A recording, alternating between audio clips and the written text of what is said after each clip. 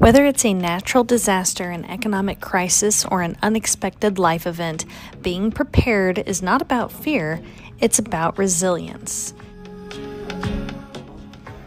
Here are the most important things to do when beginning to prep for the worst. Number 1, create an emergency plan. Know how you can get in touch with loved ones and make sure you include your pets in these emergencies. Write down the plan if there's a place to meet up and how to stay in communication.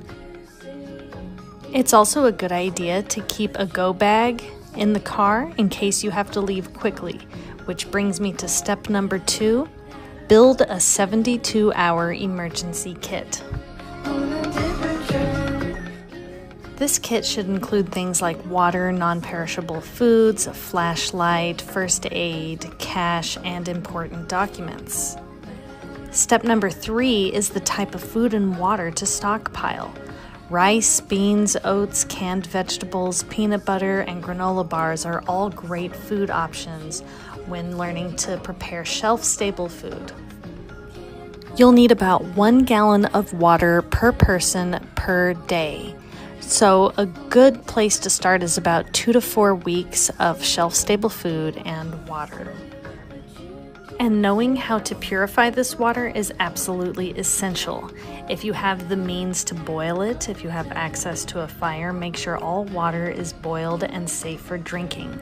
You can also use water filters or purification tablets to make water safe for drinking.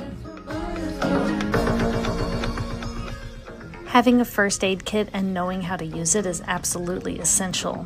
Get the necessary training to treat wounds and perform CPR, stock up on any over-the-counter medications that might be needed, and learn how to identify the signs of infection or dehydration. Have a stockpile of essential medical supplies handy and make sure you know how to use each of those items. Another thing to consider when prepping is safe heat and light sources should the power go out. Do you have battery-operated flashlights or solar-operated lanterns? Having candles is essential if they can be used safely. Having enough blankets or an indoor safe propane heater can help keep the place warm. And something that's often overlooked are sanitization and hygiene supplies. Make sure you've stocked up on soap, hygiene products, toilet paper, toothpaste, and any other types of toiletries you use around the house.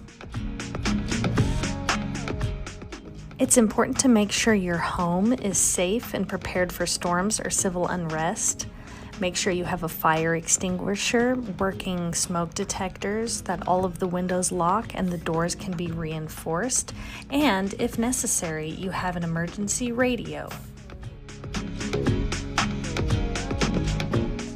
An emergency radio is incredibly important should cell service go down or the internet disappears.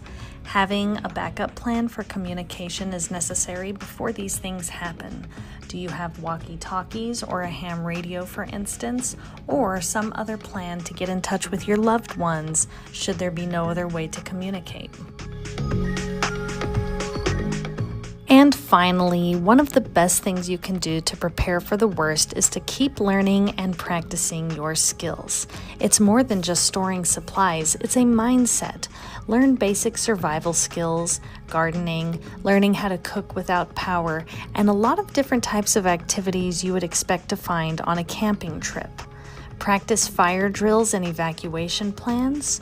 Read books on survival, first aid, foraging, and other types of survival techniques. Knowing these skills are absolutely essential should the worst happen or if there is an emergency. So what are your favorite survival skills and what tips do you give people whenever it comes to preparing for the worst? Feel free to share those tips in the comments section, and thank you so much for watching.